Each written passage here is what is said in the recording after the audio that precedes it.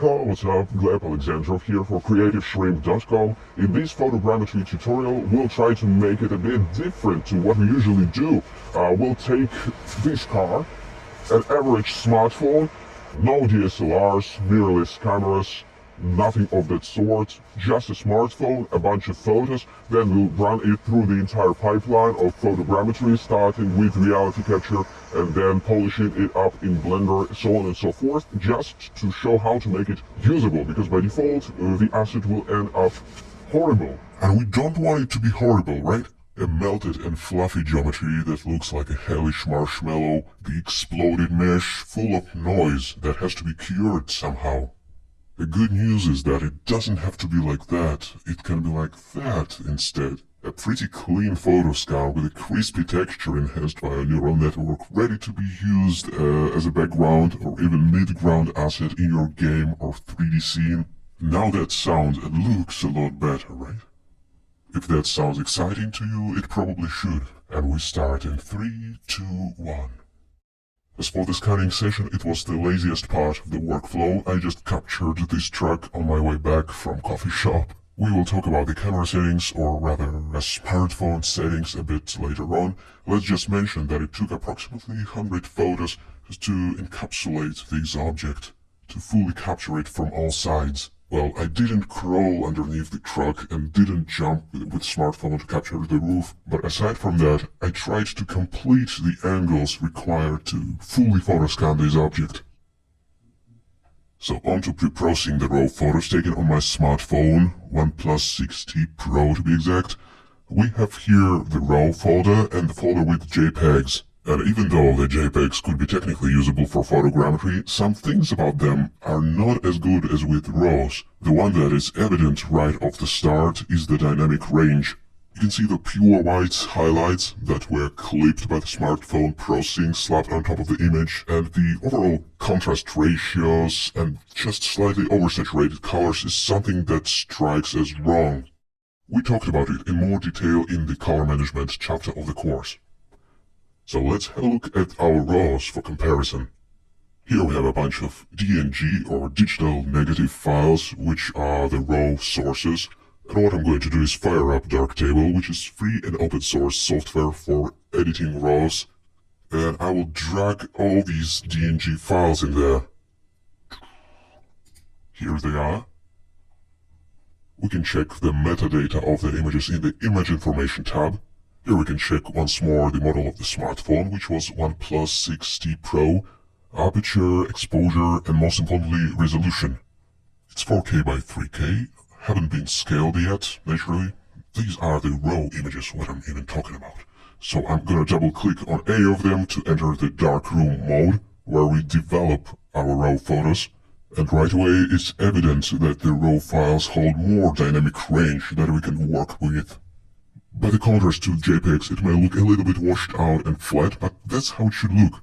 Oh, and by the way, we can jump between Light Table, where we see all our rows, and Darkroom, where we process them.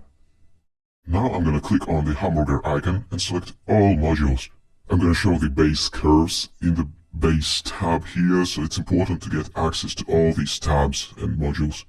The problem with the base curve module is that if you see anything except the line here, the straight line I mean. For example, if you see the Samsung like this S-curve or anything else of that sort, it means that some aesthetic transformation has been applied already, so we need to reset it to get back to the scene levels of contrast. Or better yet, let's disable the base curves at all. Let's keep it linear. Now back in the hamburger menu, I'm enabling the scene-referred selection of modules to get just the things we need for the scene-referred adjustment. Along the same lines, we don't need the curve in the Filmic RGB tab as well, so I will just disable the Filmic RGB. And even though it made everything look like it's clipping again, we will fix it in just a moment. But before doing that, let's fix the white balance. The cool thing about RAWs is that we can adjust such things as the temperature and, to some extent, the exposure after the fact. So we can click on the eyedropper, find the patch in the image that is close to gray, to the neutral gray, and just outline it like this. By doing it, we help Darktable to define the scene illuminant temperature. the correct white balance, in other words. At this point we can adjust the exposure as well, but that's something that I will do just a little bit later. First I think we can do some kind of a fake delighting, or toning down the overexposed parts. In the tone equalizer module, we can adjust the individual bands, like 0 exposure value, -1, -2, or we can hover over certain area in the image and use the mouse wheel to adjust them, like this. So I'm toning down the highlights so they fit into the visible range and pushing up the shadows. The effect should be a little bit similar to shadow highlights adjustments, or to delighting the image in something like Edgesoft Delighter later on. Of course, it's not as smart as real delighting, powered by artificial intelligence and that sort of stuff, but it gets the job done by squeezing the dynamic range, even though it's a little bit of a fake. Then what I'm gonna do next is switch the exposure mode to automatic and adjust the target level, so we see no overexposed parts, and underexposed parts for that matter. The automatic mode will be helpful for matching the exposure levels across all the images. Okay, I'm checking that there are no modules enabled in the rest of the tabs to the right, and it looks almost good to me. The last thing I'll check is the highlight reconstruction module. In case you don't see this module, make sure to enable all modules within the hamburger menu, then it should appear. Okay, so the highlight reconstruction. It's set to clip, how disappointing. Let's set it to reconstruct color instead, because clip, well, clips everything. It would be extremely disappointing to see the highlights still clip after all the efforts we put into developing the photos, so reconstruct color would work best in this scenario. It's the secret sauce that helps squeezing most of the visual data present in the raw files into the 8-bit sRGB images. Okay, now I'm gonna click on the image that we have processed, selectively copy all the modules including white balance. Click OK, then select the rest of the rows. You can press Ctrl A, or just hold Shift and click, and then selectively paste everything on top of it. Alright, again, don't worry if everything looks a little bit flat and brownish, because by adjusting the white balance to the correct value, we often make things look brown by taking out the influence of the sky. Alright, in the Export tab, I'm sticking to the 8-bit TIFF as a format, an uncompressed, nice sRGB format. Now I'm typing in 2000 in the set size field. That will effectively limit the resolution of the export to 2K pixels wide images, and the trick is that the source footage produced on an average smartphone isn't the best in terms of spatial fidelity. It isn't pixel perfect, so by halving the amount of pixel, we barely diminish the actual quality of pixels, if that makes sense. What is diminished is the processing time and the price in reality capture. So that's good to know. I'm selecting the folder for the export. Okay. And just let it run. Darktable can be a little bit slow when it comes to exporting all the images, so keep it in mind. So to sum it up, what we have just done is taken the raw photos captured on an average smartphone and we put it into Darktable to develop them. We adjusted white balance, exposure and some other important things and exported it out as 8-bit sRGB TIFFs. Oh, and by the way, here's a quick rundown of the source footage settings. 108 photos in total, taken on OnePlus 60 Pro smartphone in the RAW mode, with the f-stop being 1.6, ISO 250, exposure time 1/100th of a second, focal length 5mm with a sensor size, the one that you see on screen right now. With these source photos developed, we should have no problem with reconstructing the 3D model in reality capture. I will select all the TIFF files that we have just exported out of Darktable and put it into this tab of reality capture. In the top right corner of the user interface, we can see that RC has kindly estimated the price it would take to license all the inputs. And by looking at the input settings, or the metadata once again, we can tell that the resolution in fact is limited to 2K pixels wide indeed. Everything goes as planned. So I will close this tab and go into the alignment tab instead. Before hitting the alignment button, let's check the settings.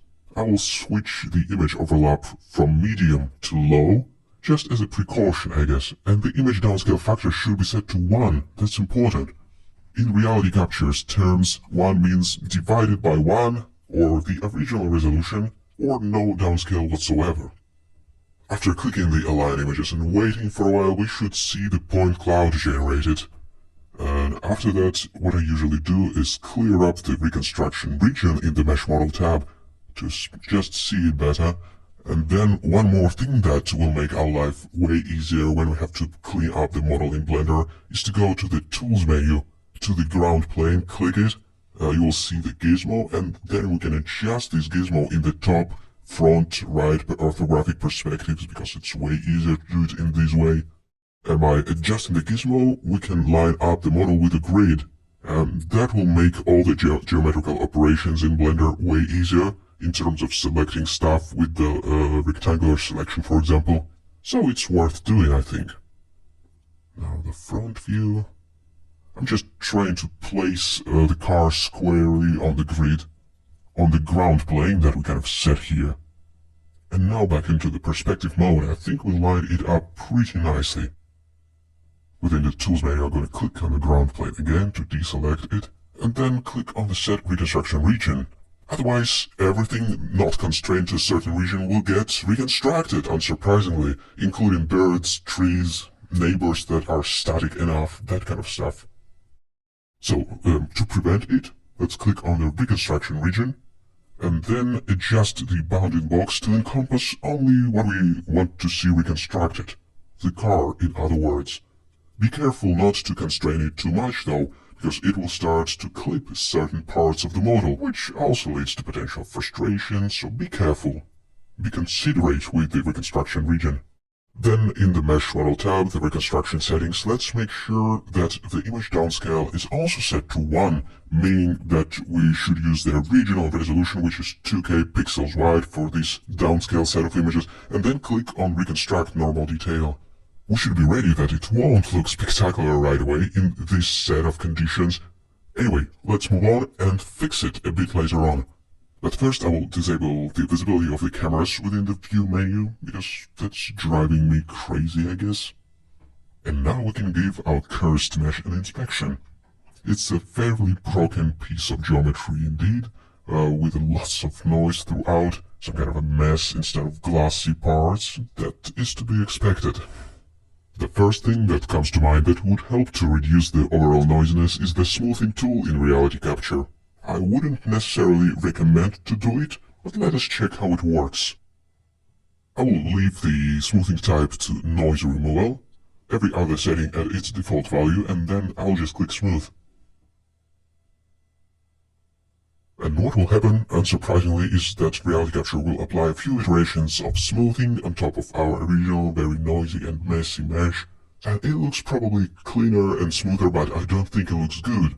It is just more medium frequency noise instead of high frequency. It looks a little bit weird, and it has a certain blobbiness to it, which I don't like, so I think I will delete this second model, and just work with this one. Consider giving it a name. car_HP for high poly, so we can distinguish the low poly and the high poly models. And the next thing on our list is to colorize it. You guessed it, the downscale of coloring and texturing both set to 1 to use the highest available resolution, then hit colorize.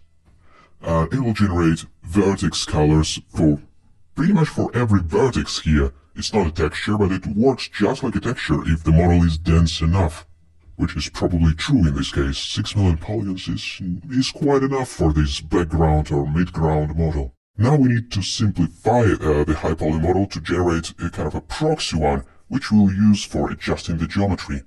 I said the triangle count a bit earlier, so let's use 45,000 in this case, and just hit simplify. Trust me, it will work pretty well. I have tested it already. And whoa, now there's not nearly enough vertices to hold up. So it seems that we need a good old texture and UV map. I'm gonna unwrap the model first. Let's close all the unnecessary tabs, unpack the unwrap parameters, Set the maximal texture resolution to 4K. Now, as for the large triangle removal threshold, by default it's set to 10. We need to crank it up all the way to 100 to make sure that every polygon is unwrapped, otherwise the bigger polygons will get excluded from the UV map. Okay, and now I'll generate the checkerboard texture just to gauge the textile density. But mainly because I love checker textures. And then a quick checkup of the texture settings. Everything looks right. We can press the texture button. This step, I believe, still requires an NVIDIA GPU with the CUDA 2.0 compatibility at least. So if it doesn't work, chances are you don't have the GPU or the GPU drivers that support it. But hopefully it worked. I will rename this to car_proxy as it will be our proxy mesh for generating low poly mesh in Blender later on, if that makes sense. Before hitting the export button, I'll check the polygons by clicking on the solid shading mode within the view menu, and back to suite to check the texture. Oh, it is broken, but in a kind of an interesting way. I think we'll be able to fix it. Now I'll save. Save often. And I think we're ready to export everything out to Blender. Cool. In the workflow tab, hit export. I'm gonna search for FBX from the search tab. Here it is. For each model, I will have a special folder created. 0.1 high poly for the high poly version, and conversely, the low poly for the low poly, so on and so forth. On exporting our creation, RC will ask us to license it, meaning that it wants us to license the source photos, the inputs that we used to generate the photo scan, and then we can export it out as many times as we like. For example, in the case of this photo scan, we buy our input license for $0.2, and then we can make changes to the photo scan, tweak the settings, and re-export as many times as we would like. 10, 20, or a million times, as long as we don't change the source footage. And you can find the video on the explanation of the PPI or pay per input model of reality capture on our channel. The main point being that it can be pretty much not super expensive if you know how to adjust the source photos. Feel free to find this video on Creative Shrimp YouTube channel. Let's not go into the weeds right now. Save mesh by parts. No, thank you so much. Export vertex colors, yes, and click OK. Just as a quick reminder, we are exporting the high poly version of the model, the one which is noisy. Marked with an HP suffix, in other words. Now let's click on the car proxy and export it out as well. Again, click export, select FBX. It should go into a distinct folder like 0.2 proxy.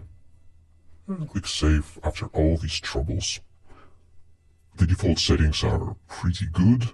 The texture side doesn't matter a lot in this case, it will be used merely as a reference for modeling, so let's go 4K or 2K, that doesn't matter much here. I think if we didn't forget anything, we should be good to go. We should be good to start mesh doctoring and cleaning up process in Blender. So we've got a pretty grainy mesh in RC, and we have to do a considerable cleanup in Blender. Let's load it by going import, choose the FBX format, that's what we used for exporting out from RC. First I'm going to bring the high poly model in. It could take some time, it's pretty heavy. Here we go, here it is, our noisy beauty. If we did everything right, it should have the vertex colors available. We can check it out from the viewport settings menu, and it's there indeed.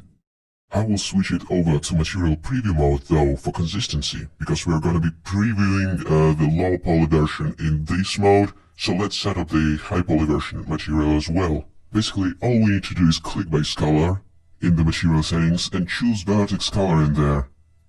No need to define the specific vertex color channel, because I believe there's only one by default. Alright, so for organizing it a bit, I will create two collections in the scene outliner. The first one, high poly, or HP, and the second one, proxy.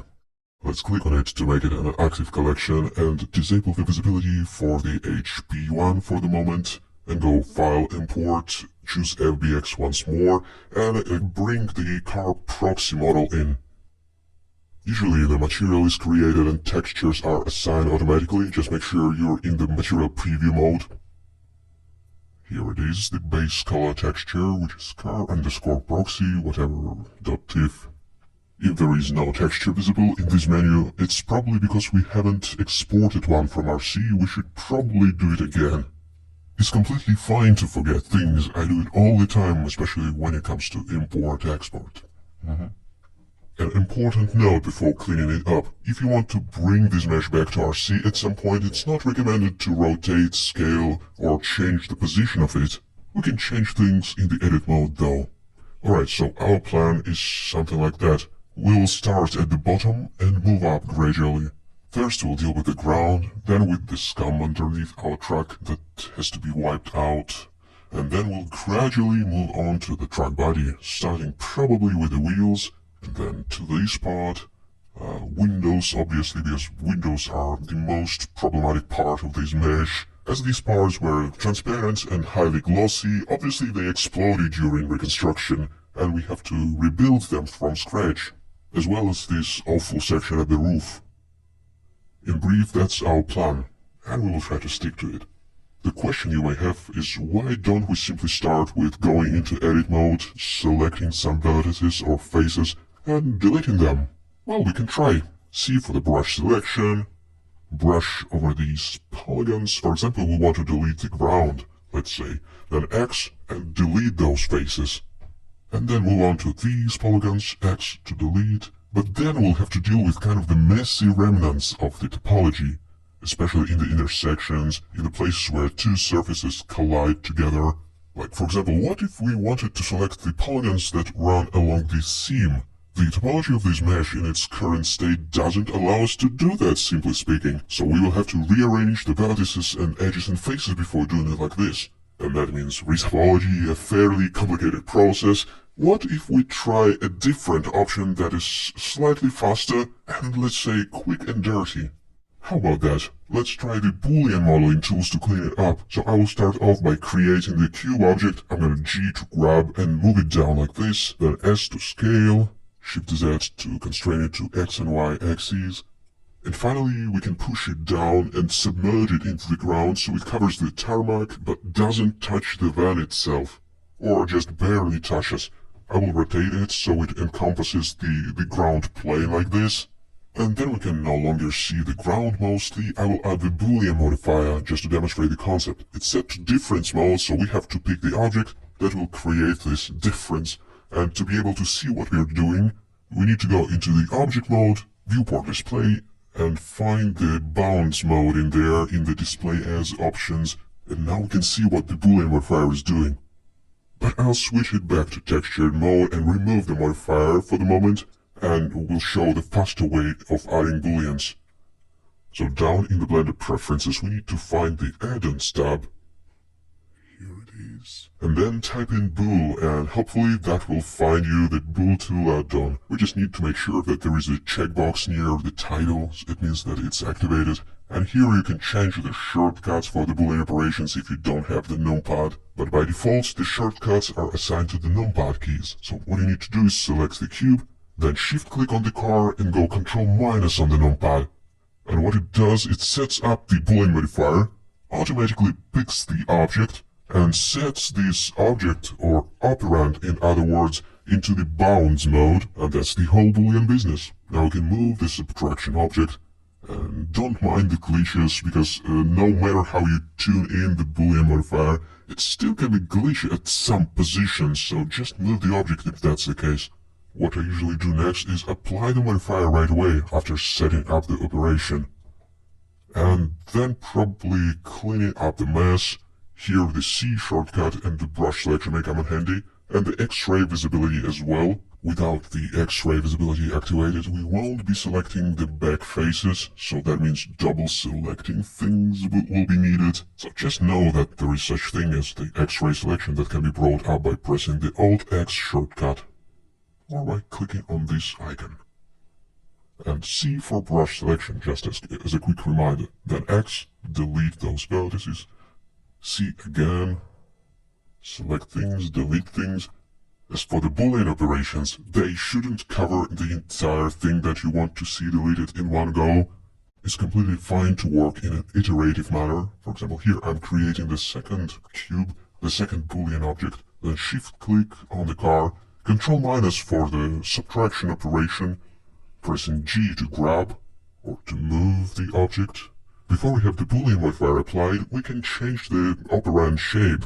Like for example, here I'm selecting the polygon, GG to slide it, then C to go outside the bounds like this, and extend it a little bit so it wipes out the remaining trash.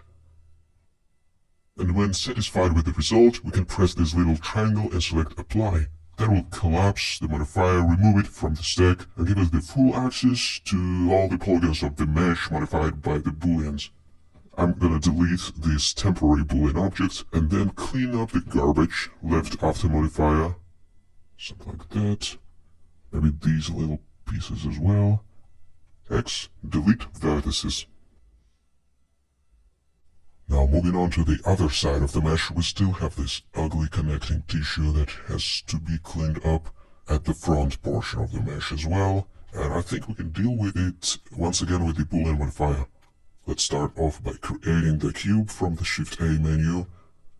I'm going to scale it up so it fits the space in between the wheels like this. Then Shift click on the van, Control- for the boolean operation, and something went wrong. When the stuff like this happens, we can try switching the solver to fast. Oftentimes it fixes the issue. Other things worth checking out is the self-intersection option and the hole tolerant option in the solver options menu. But 9 times out of 10, changing the solver to fast fixes the issue. I think I will extend this face of the cutter object with the help of the GG shortcut to slide it and C to slide it outside its bounding box. I will extend it to cover this space underneath the van. Something like that. I think we are ready to apply this particular boolean modifier. And we no longer need the temporary boolean object as well. Now let's go Shift A and add yet another cube companion to help us clear the garbage on the other side of the mesh. Position it like this. Control- for the boolean operation. And by the way, yet another method of collapsing the modifier stack is to right-click on the mesh, convert to and select mesh, and that action will apply all the modifiers automatically.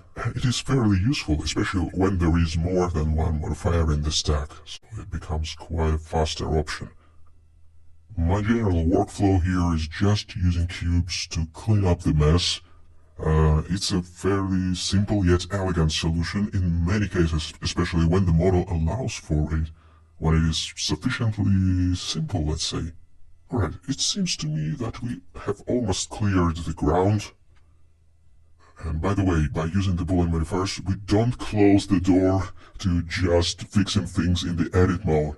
We can still select vertices and make sure you're not in the X-ray mode if you don't want to project the selection all the way through. What I want to say, I think, is that we can still fine-tune things manually when it makes sense, when it's faster or more intuitive, or maybe the shape of the boolean object needs to be somewhat more complicated than the cube allows right out of the box, no pun intended. Like here, you can see me cleaning some stuff by selecting polygons or individual vertices and edges and just deleting it. The good old standard modeling operations, like selecting the edge loops by double-clicking on them and pressing F to mend the holes. And then we can still move back to using some more boolean operations at any point of the workflow because these things are not mutually exclusive, these methods. We can still use the boolean operation and then clean up the mess by stretching vertices around. That's completely viable, mixing these workflows together. What else do we have to do? I think I feel slightly offended by the brownish Resident Evil slime below the car. I'm gonna wipe it out with booleans. Control- after selecting both meshes.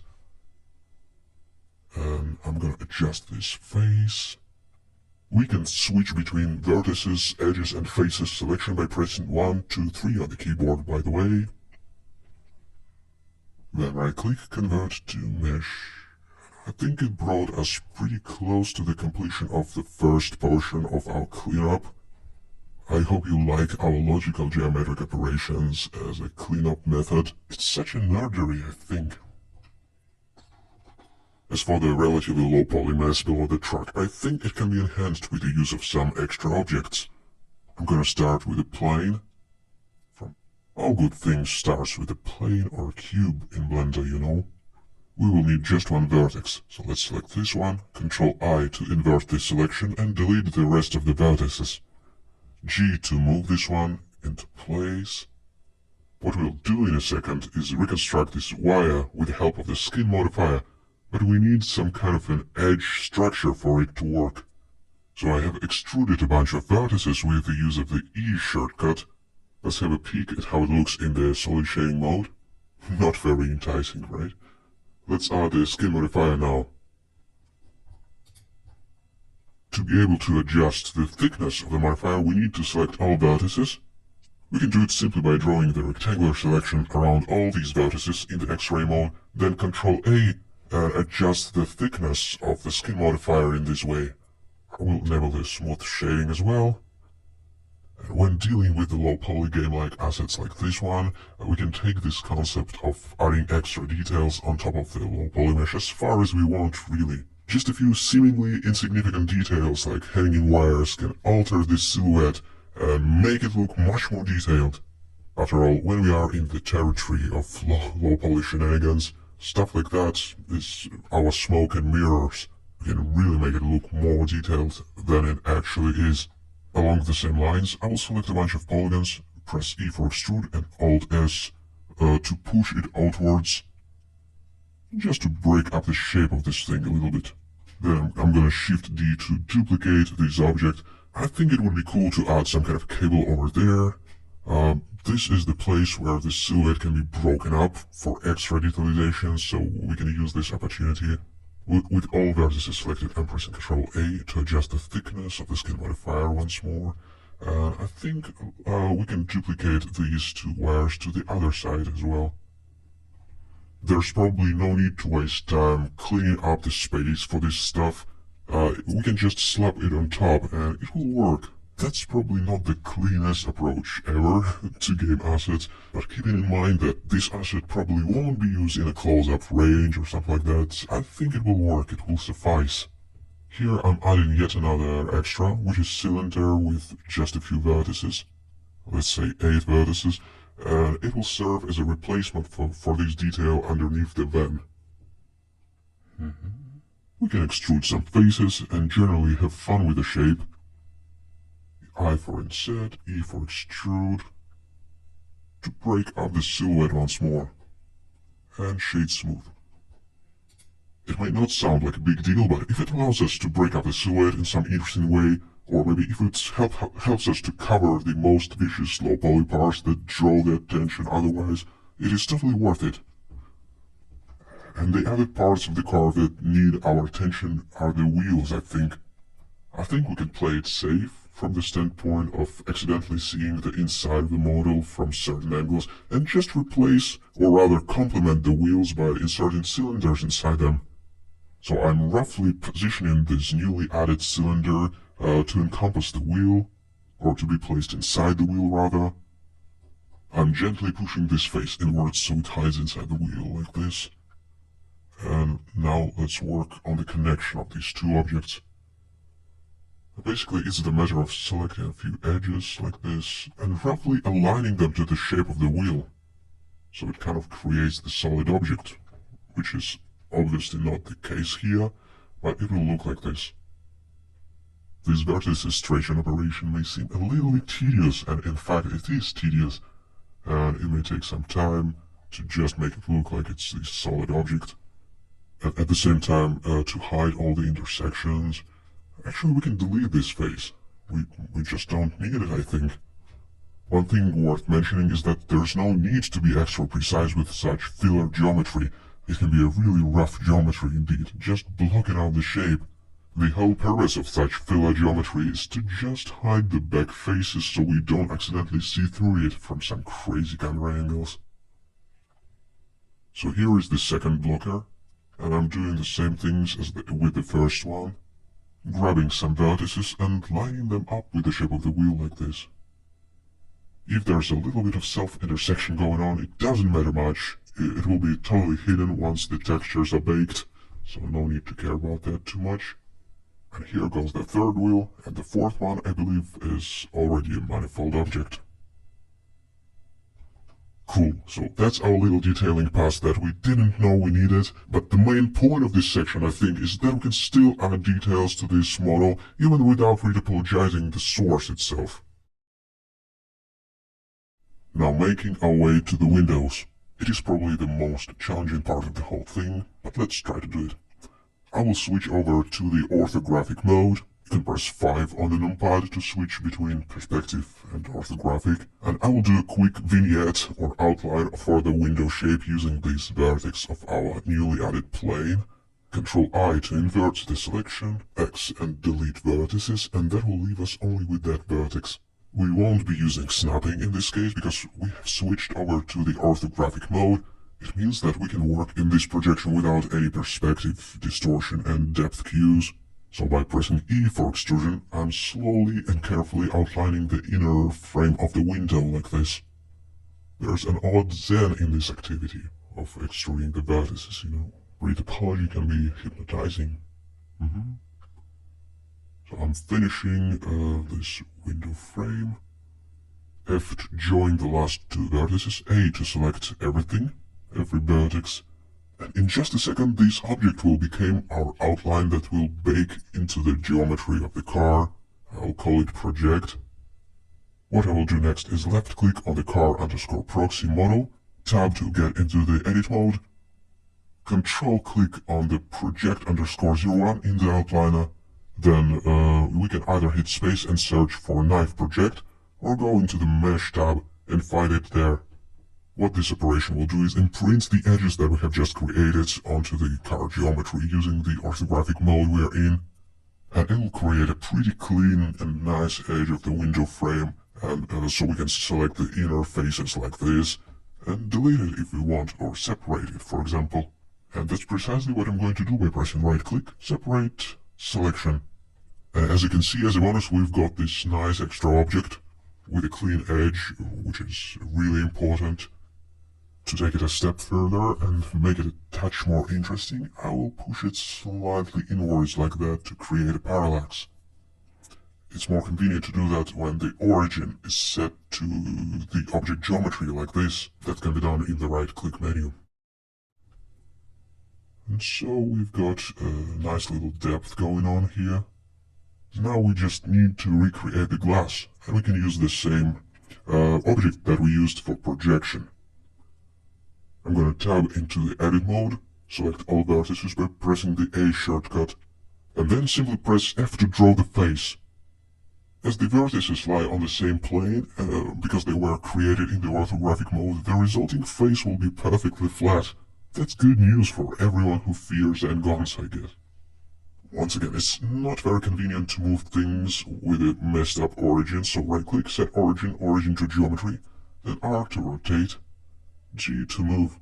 There is some minor self-intersection going on, but I think it can be avoided by submerging this glass object a little bit deeper. I think it looks passable, even good, so we can move on to other windows. Right, for this window I'll use pretty much the same technique, with a slight twist. Let's start off by pressing 5 on the numpad to get into the orthographic mode. Sometimes you may find that you have to press it a few times if you were in the orthographic mode to begin with. Anyways, let's get this starting vertex. In the orthographic mode, use E for extrusion to draw this shape that roughly corresponds to the outline of the window. If the resolution doesn't allow us to clearly see the outline, we can just imagine it. No big deal. The last 2 points can be connected by pressing the F key. And then we are ready to fill in the face. With all vertices selected, F again. Sometimes it makes it easier to move into place by switching to the custom transform orientation from this menu. We need to hit plus to create a custom transform orientation based on the thing that is selected in the edit mode. Currently it's this face. It makes it easier to move these objects along the axis of the orthographic view we were using for drawing it. so it's quite convenient. Then we can add the solidify modifier to create the object that can be used for Boolean operations. So that's the extra that I promised. We can use the Boolean operations to carve out the shape of the window and then insert the glass. So I'm duplicating this object because I forgot to do it in the first place. We still need our glass mesh, I think. So click, shift click, control minus on the numpad for the Boolean difference operation. We can grab this cutout object by pressing G key and move it around. And I think it works pretty good. I'm not sure that it's worth it in this case, to be honest, but it's working. At least it creates a nice clean opening and somewhat redraws the topology in this area. And then we can cover it up with a window like this and call it a day. That being said, I'm not sure we'd need this Boolean object in the first place there. Probably the most straightforward way in this particular case would be to just edit the mesh by hand. So I'm going to remove the Boolean object, position the window so it minimizes the amount of self-intersections with the car mesh, and then with the car selected we can jump into the edit mode and just move the vertices around so they no longer intersect with the window geometry. So something like that. Each technique has its own place, I guess. That's where things got a little bit philosophical. Okay, what can we do with this window? It is slightly more complicated, I think, because the shape is a little bit wavy and we need to accommodate for the shape changes for the undulations, so to speak. I will enable snapping to do that and switch the mode to face. That should do the trick. Now it doesn't matter whether we are in the perspective or orthographic mode. We'll see this orange circle drawn around the dot. That means that the snapping has been activated, and now after each extrusion the vertex will get automatically placed onto the underlying geometry. And it's extremely convenient when we want to rotate the flow of the geometry like this, for example, and just follow some crazy shape. That's the most basic retopology we can do. Still, it gets the job done, I think. And after we have this shape, we can fill it in with the help of the Alt-F shortcut. But first, let me tweak the vertices a little bit. A to select every vertex, Alt-F for the beauty fill. That's an odd name for the function. Okay, let's not forget to smooth the objects out. And of course, we need to do something with the protruding parts. The parts of the track model that are sticking out of the surface now. The snapping can be disabled, I think. Now we can simply select vertices or packs of vertices and move them in such way so they got covered by the glass. By the object that represents glass, rather. Alright, so that was the right side of the truck finished. We still need to do the central window and the left side. If you feel like organizing the scene a little bit, we can rename the freshly added objects. Window. And now I will tackle the front window. Let's add a plane. Leave just one vertex, like this. Enable the face snapping. And that's our basic retopology setup, as seen in other parts of the course as well. E for extrusion, then left click to apply. Make sure that the snapping icon is still highlighted. And by the way, the shortcut that toggles snapping on and off is Shift-Tab, if you want to do it a little bit faster. Okay, the bottom portion of the window is a little bit tricky, because the reconstruction was far from perfect there. Hopefully it will work though. Here we need to close the shape, pressing the F and while selecting two vertices at the end. And we pretty much got the shape that can be filled with polygons. It will probably be far from ideal, but let's try. Alt-F will create this fan of triangles. Alternatively, we can press F without Alt for an n-gon like this. And under the hood it still uses triangles and it will get exported as triangles, but at least it looks a little bit more clear in Blender, so let's go with n-gons. If we had to move this object around, it could be useful to go into the Transform Orientations menu, delete the previous custom transform and create a new one, but we won't be moving this stuff around too much, I think. So what I did is duplicated the object, Then we can add the solidify modifier and add a little bit of thickness. This will become our boolean cutout object in just a moment. So after generating some thickness with the solidify modifier, I'm pushing it inwards, then shift clicking on the car, control minus to add the boolean subtract operation. And if you didn't forget to duplicate the object before turning it into boolean cutout, you should have the window available. It's fairly tricky to tweak the thickness with the bounding box mode set on in the viewport display settings. If that's the case, we can change it to wire. It's a much better representation of the actual 3D form of the boolean cutout. So that's the life hack. So here we go. What we did is freed up and cleared up the window space by utilizing the boolean subtract operation, and then we inserted the glass over there. Finally, we can apply it boolean and pretend that it was like that from the start. Well, the resulting geometry is pretty ugly, but we will hide it. We will hide it somehow. Maybe by using some clever shading. That's what everybody do, I heard. Okay, what else do we have to do? These windows, I think. For a change, let's try a little bit different technique this time. For the left one, even though we start with the plane, we'll end with the plane as well. Sometimes we can get away with just using the plane, I guess. The only modeling operation I'll do is select these boxes and press Ctrl-Shift-B to bevel them, adjust the segments with the mouse wheel, then move it into place. But how do we fix the intersections? This time let's jump into the sculpt mode, and with the help of the default brush and holding Ctrl to reverse the effect of this brush, we can gently recess the areas that are protruding through the glass object. Like this. Just don't forget to hold Ctrl or click on the minus icon to switch the direction of the brush. Alright, now back into the object mode. We can copy these two windows, I believe, by pressing Shift-D, then Ctrl-M for mirroring, and mirror it on the X-axis. So Ctrl-M and X. Something like that.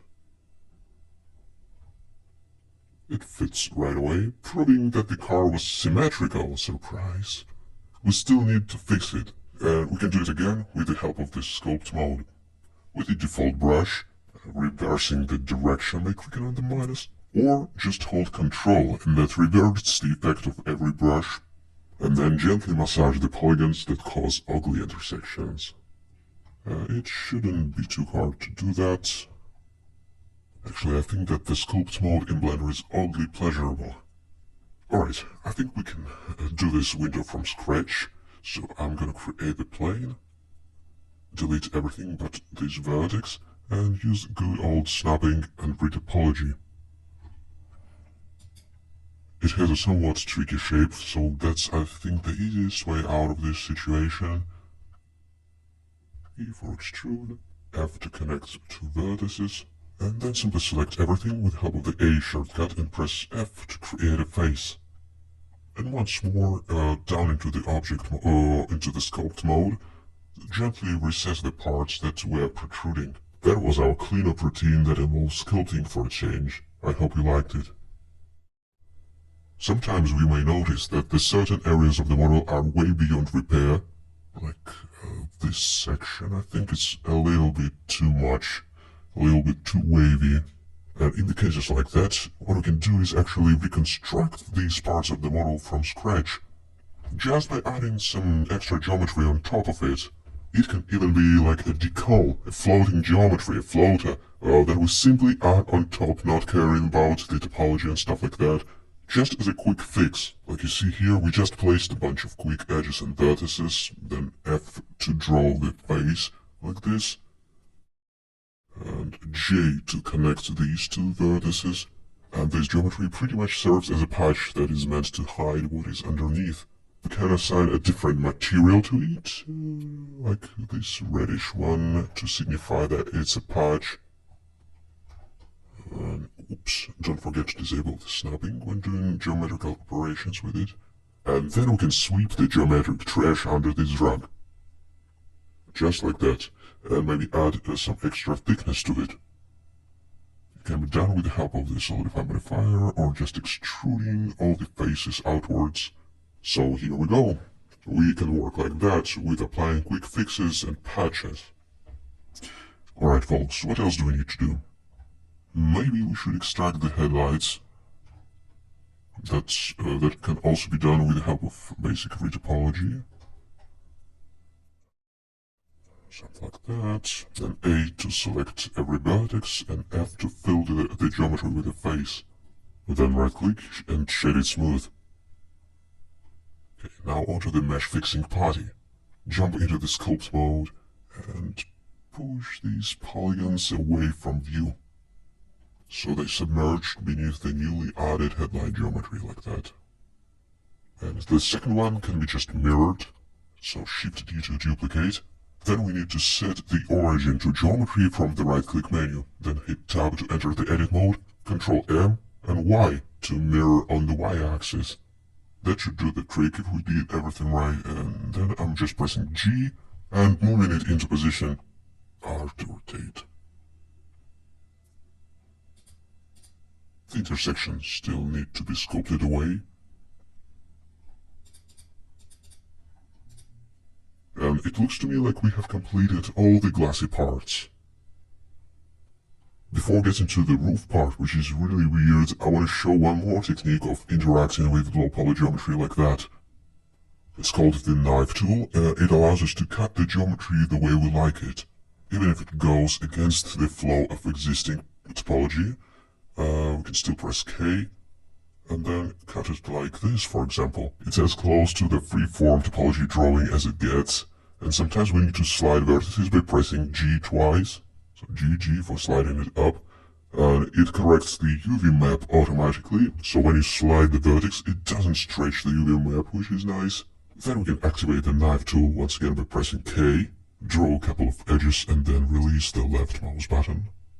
G to slide the vertices. And in this way we can define the new geometry on top of the existing one, and that is extremely useful without any doubt, especially when the source geometry is far from perfect. In this sense, it's a little bit similar by intention to utilizing Boolean operations to create this sort of new outlines, new shapes, new forms inside the existing forms. So it's good to know that we have this free-form alternative to Booleans. And with these new smooth edges that we have drawn, we can switch over to the face selection mode, then press C for the brush selection, and select all the inside polygons like that, and then press, press P for separate, or X for delete. That is super useful for separating the parts of existing geometry and creating modules for that matter. And then we can, for example, jump back into the edit mode and keep adjusting the topology. So what if we draw the rectangle over there and then recess this part to create a new detalization in this place? I think the extra detalization like this, sprinkled across the relatively low poly base, will help us to sell the illusion of higher definition thing than it actually is. By the way, I'm extruding this set of polygons inwards, so it creates a nice parallax effect. And I think it works really well, all thanks to the knife tool. Probably the most glaring error of our mesh reconstruction due to missing camera angles is the roof. So before taking it back to reality capture in order to bake textures, we need to do something with it. At the very least, we need to rebuild the flat surface there. So from the top orthographic view, I'm creating the plane object. And I'm gonna use this vertex to retopologize it really quickly. No need to enable snapping because we're in the ortho mode. E for extrude. We have done it a couple of times already. That won't be a sophisticated reconstruction, just a patch of polygons that we place on top of this thing to cover it. I think we even don't have to delete the wavy polygons in the first place, just cover up this mess. So G and Z to move it down, and then I'll extrude this face like that. Well, thinking about it now, we could have made a hole first with the use of the Boolean modifier, so we don't have to sculpt anything, we just can place our patch and be happy. But anyway, sculpting doesn't take long. Especially if the only thing we really want to do is just hide the mess. So it becomes a fairly quick process. And we pretty much did it in just a few clicks. The rest is fine-tuning the edge. either in the sculpt mode or just by moving vertices. And I suppose this will do the trick, especially after rebaking. It will look more integrated, I believe. Right, I realized that we forgot to make the rear window, so that's what I'm doing here really quickly. The same set of tools activated. And it looks to me like we have finished tweaking our proxy model, and we have effectively turned it into a fully fledged low poly model with the help of these extra assets. The rest will boil down to temporarily joining these parts together, so it's effectively one object. And moving these objects to reality capture for baking all textures, including diffuse textures, normal maps, so on and so forth. Probably we won't need anything outside diffuse and normal. It already looks a little bit less grainy and less cursed, I guess. Our next step, I guess, will be to help the high poly version of the car be the better version of itself. So feel free to make a short break, prepare yourself a cup of tea or coffee, and let's keep rolling. So we've prepared the low poly version of a car that looks passable. Now we need to share our love with the high poly version to make it less grainy and basically to prepare it for baking. We need to switch over to the HP collection that contains the high poly version. As we remember, it's quite noisy. There is quite a bit of grain in there because we didn't do any kind of smoothing in reality capture, and for a reason, because we wanted to do it by hand. The manual method seems to be slightly more customizable, let's say. But first, before sculpting it out, I'm gonna duplicate this mesh and put it into its own collection. Let's call it HP_sculpt and drag the duplicate over there. We are going to spend some time in sculpting mode, so it's handy if you have a tablet, but if not, don't worry, it's fine. The solid shading mode is slightly faster for sculpting, so let's use it. And as for previewing the vertex colors, I'm not really sure about it. Probably let's stick to the solid material, with or without the specular lighting. It's up to you. Throughout this denoising session, I will use just one brush, which is the flatten brush. It works kind of similar to the smooth brush, but it's slightly less radical, so to speak. Again, if you have a tablet, it makes things easier, but it's completely possible to do it with mouse. It's one of these brushes that are not super demanding to whether it's mouse or tablet, I think. What we are doing here is gently laying out the strokes across the main curves of the surface, just like when, I don't know, doing makeup.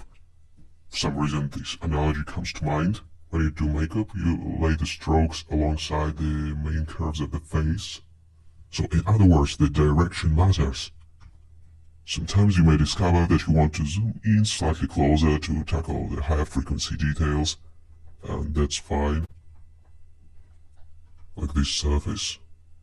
You kind of control these things by zooming in and adjusting the size of your stroke in relationship to the size of the surface you're adjusting at the moment. There could be some complicated bits, like this mirror, and sometimes you may want to rebuild it from scratch rather than adjust it like this in sculpting, but I think we can do it. Even though it looks like it's made of jelly right now. Maybe you can use the scrape brush to introduce some harder edges in there. The scrape brush is one of these signature hard surface brushes, so it's useful if you want to introduce a bunch of harder edges and just engineered shapes, I guess. And probably no need to be super pedantic about it. This is still the model that is supposed to be the background asset, rather. Okay, switching back to the flatten brush to keep working on denoising this model. Even though polishing the model like that is not a super complicated process, it doesn't look like that, definitely, it still could take some time. So prepare yourself for at least 15 to 20 minutes of sculpting zen. I usually love listening to some music while I'm doing that, especially my favorite ambient soundtracks from games. From Minecraft, from Summer Rust, this type of non-super distracting but still thought-provoking and emotion-provoking music, it really helps me to snap into this zone where I can enjoy such meditative processes like sculpting, you know. I wonder, do you listen to music while working? Hit us up with the answer on Twitter if you wish. Alright, so as we have mentioned, we zoom in from time to time to tackle the smaller details, and we are trying to align our brush strokes to the forms of the surface. Like, this is evident in case of this wheel. Like, we are using the circular strokes, kind of. I guess it just helps to maintain the overall flow of this thing dictated by the big shapes which we're trying to align to. And to keep my perception fresh, I'm constantly jumping back and forth between different parts of the model to not overdo certain parts, and generally to not spend too much time polishing one small section. It's easy to get lost in this process. So it's important to constantly switch the areas of attention. It's interesting that even though we try to polish the noisy parts out, we still leave some noise in the crevices and just it gets scattered in this kind of an interesting, non-uniform way, I would say. It definitely doesn't feel the same as blasting the whole thing out with some smoothing filter. It's a completely different vibe when you do it by hand, when you naturally do it in a kind of a non-uniform way, which shows through. Which really does, I think. I think that the small pockets of high-frequency grain left here and there due to non-uniform strokes will have a potential of making the normal map look more detailed. The non-uniform distribution and the clumps of detail in certain places go a long way.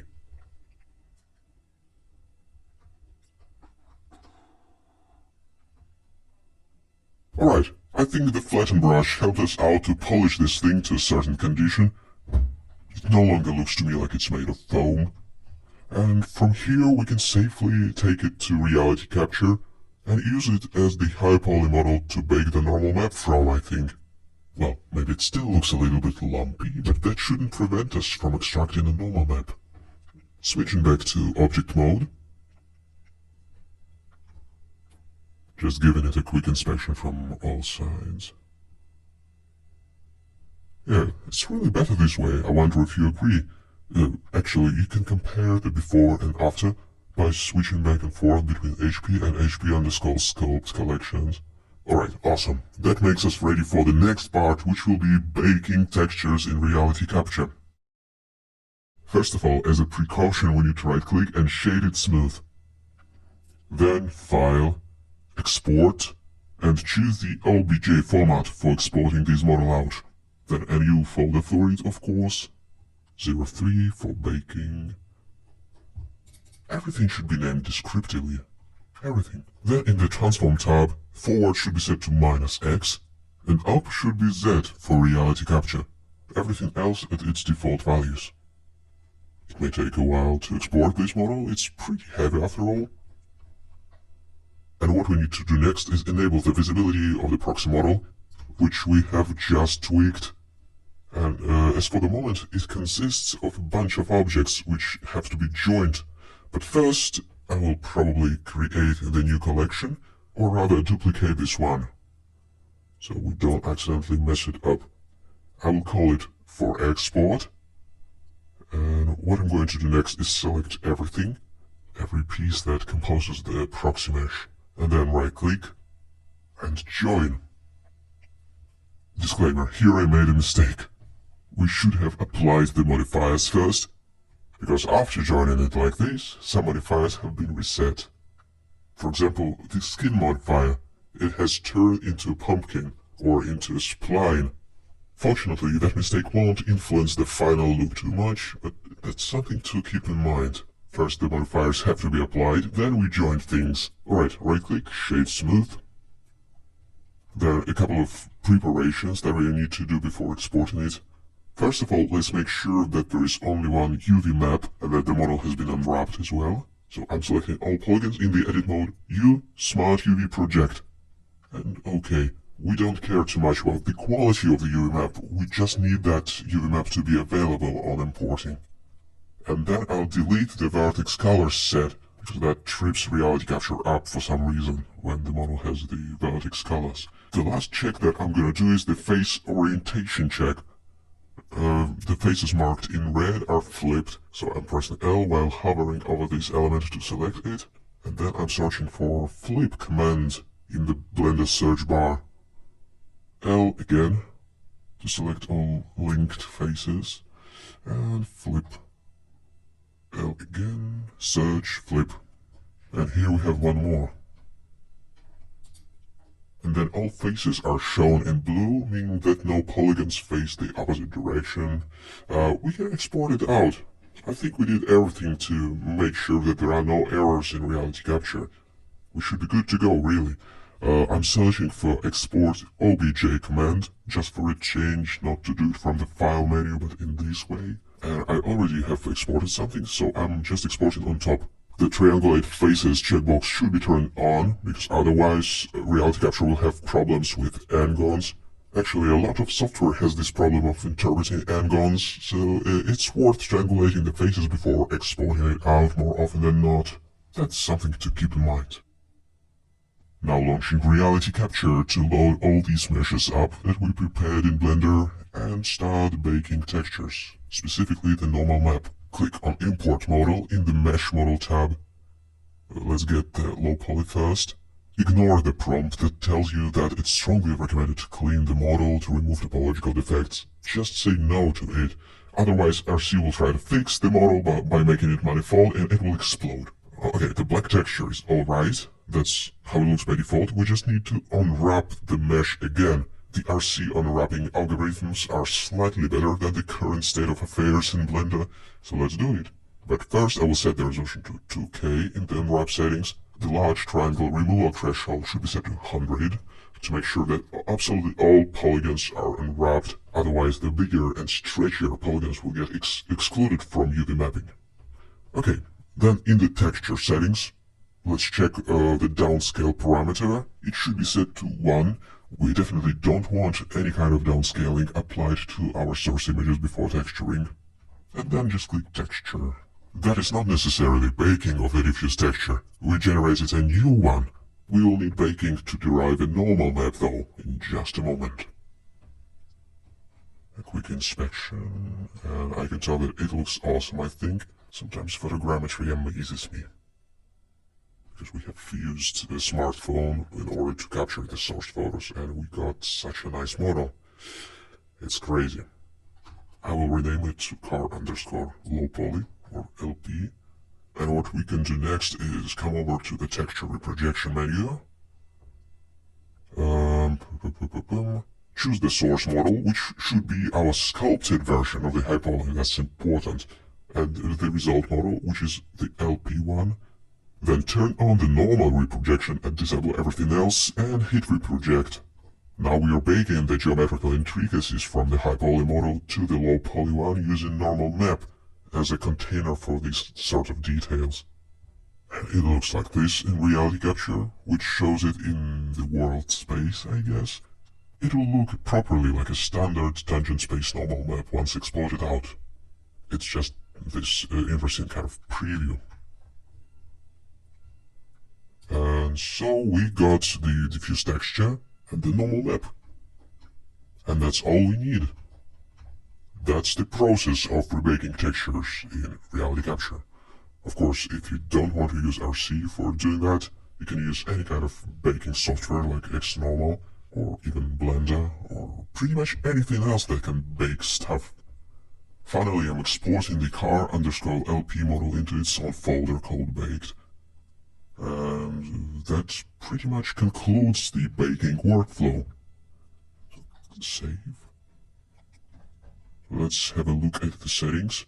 As for the texture side, I think 2K pixels wide for the entire UV map is more than enough for this model, especially considering that we will be upscaling it in just a moment, using neural networks. That will be exciting, keep watching. Alright, creative shrimps, let's finish it off. Back to Blender. We will need one more collection. That will be the final one for today, I think. Let's call it Baked. And then go File and choose FBX. That's the intermediary format we used for exporting this stuff out of RC. And from Blender to RC we used the OBJ format, as you remember. The easiest way to check if the textures got imported is to toggle on the material preview mode. And it looks like they were imported indeed. But what if not? What if not? In order to have a look at the shader and the textures for that matter, I will open the shader editor in the top window, which we have just expanded. So, by looking at the material, we can tell that there's the diffuse map. It goes right into the base color input of the principled BSDF shader, and that's how it should go. And here, scrolling down a bit, actually let's drag it up. Here we have the normal map with the non-color linear space, and the normal map naturally goes into the normal input of the shader. Normal mapping magically fakes the bumps and dents in the model that aren't physically there. And even though our normal map isn't of highest possible quality, it will do its job in faking this extra detalization that isn't there. As we have already mentioned, it probably won't hold up for the close-up shots, but for the background and mid-ground assets it will provide that extra oomph. Alright, what I'm going to do next is tab into the edit mode, choose face selection, and then on hovering over these windows I'm pressing L to select linked. And this basically selects this element that you're hovering over, if it's not connected to the rest of the geometry like these windows. Right click, separate selection. And so it got detached. Now it's easy to hide that by pressing the H shortcut, for example, assign a different material to it, so on and so forth. I will also separate this thing, whatever it is, a curtain, I don't know, P, separate selection. And now Alt-H to unhide everything. The windows should have a different material, obviously more glassy one, so back into the material settings I'm pressing this icon, renaming the resulting new material to glass, and then we need to adjust a few properties of the principled BSDF shader to make it look like glass. First of all, alpha, or transparency. To make it work, we need to go down to the material settings in the right tab and change the blend mode to alpha blend, and also check the backface culling to remove the bug related to multiple refractions. And now the alpha slider should make it more or less transparent. What other properties make it look like glass? It should be pretty glossy, or less rough, let's say. And then, I don't think we need to adjust the specular level. We can test how it looks, how it catches reflections by rotating the world panorama in the viewport shading tab. Pretty awesome. Our low poly car asset is really coming together and is really reminiscent of the stuff you might see in games in terms of quality. You may even check the interior. How awesome is that? It may come in handy at some point. So, to finish it off, I will add the color ramp and connect the diffuse texture to it, and then connect it to the roughness input of the material. What I usually do is reverse the flags like that. But for the sake of love, be careful to not make it overly glossy, because glossiness is something that reveals that the model isn't super high quality. Potentially it can dissolve the illusion, we don't want it. So if you can, just keep it diffuse. As diffuse as possible, at least in the case of such meshes that weren't produced in the ideal conditions. Glossiness is dangerous. Whoops, it seems that I forgot to detach the headlights. Let's do it now. L on hovering, P and separate selection. We can reuse the glass material for it. So down in the materials tab, let's click on this icon and select glass. We have named the material and now we can find it. So what we did is detach the headlights and the windows, made it look like it's made of glass. Now we just need to tackle one last thing, which is this god-awful roof. This will be the last thing on our list that needs to be fixed, and then we'll try some neural network-based upscaling of textures. That will be exciting.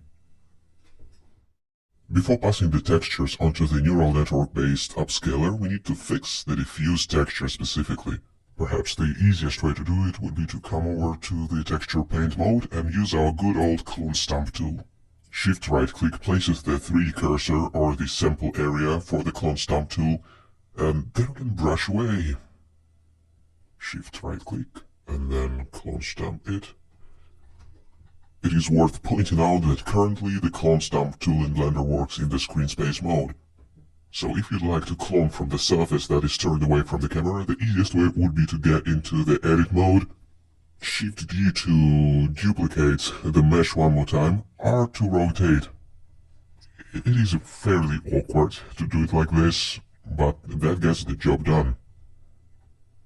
So you just rotate the duplicate of the mesh in what orientation is needed currently, and then place the 3D cursor with the help of the shift and right click and do the cloning from that region, from that area.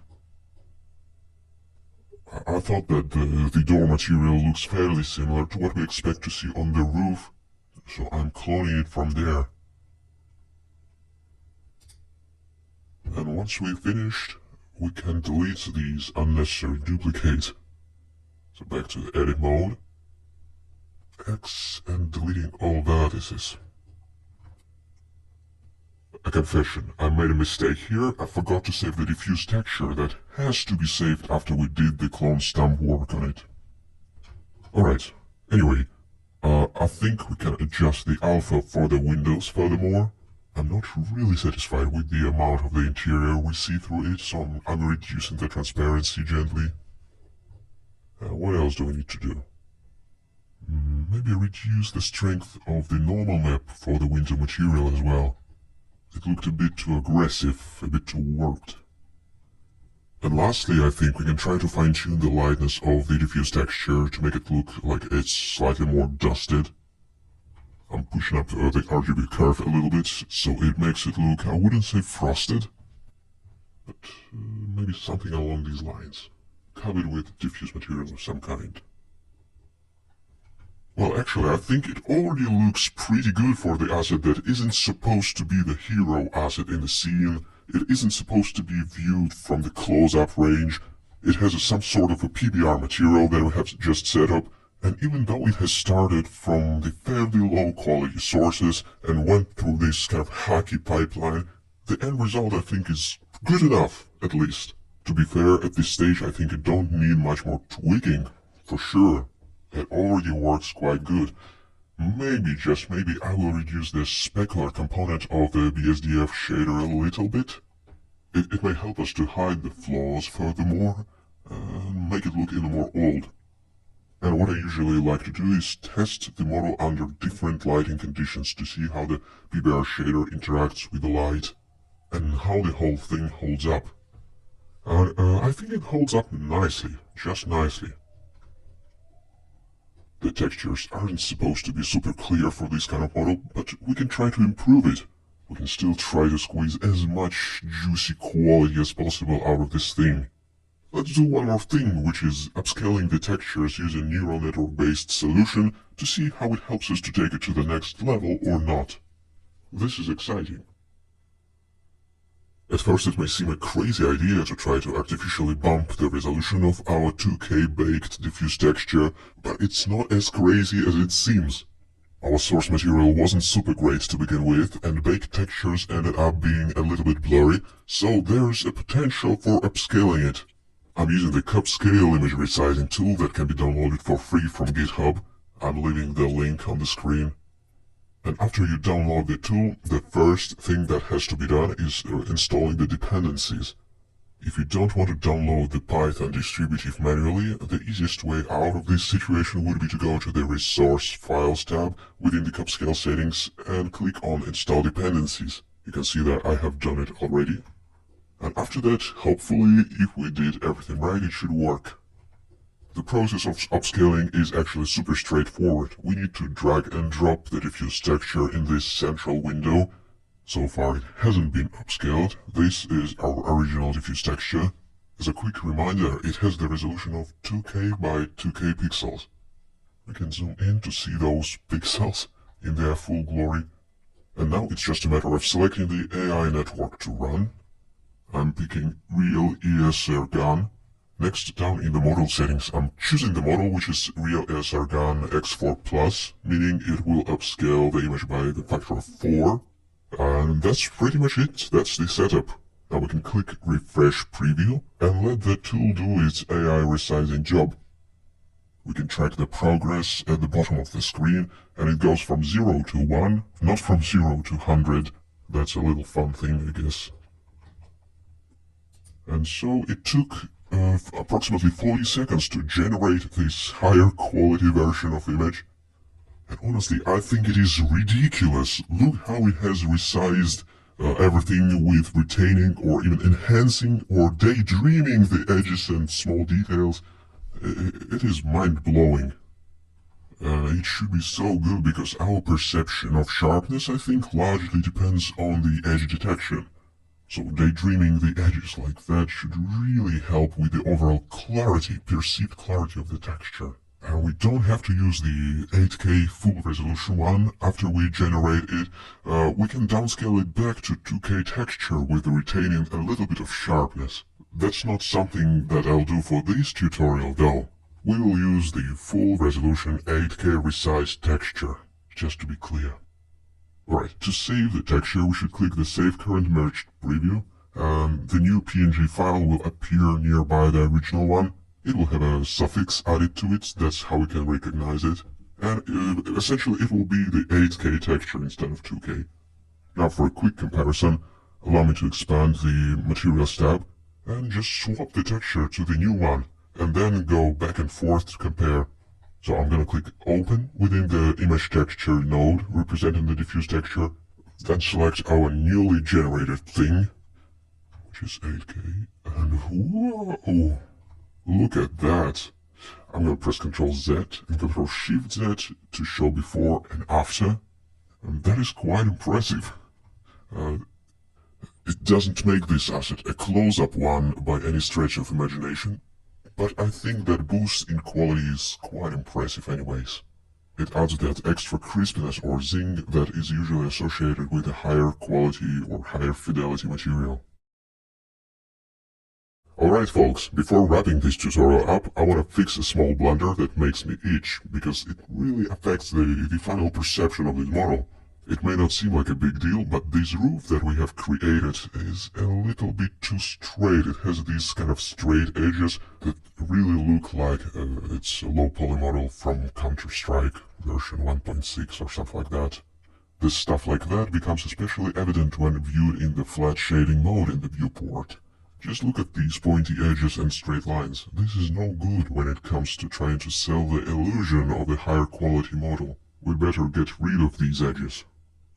I think it's definitely worth reworking this part, even if it takes us a few extra minutes to do that. I think the final result will speak for itself. So what I'll do is select this part in the edit mode, hit X and delete all the faces to get rid of it, and now should be clear for creating a new plane.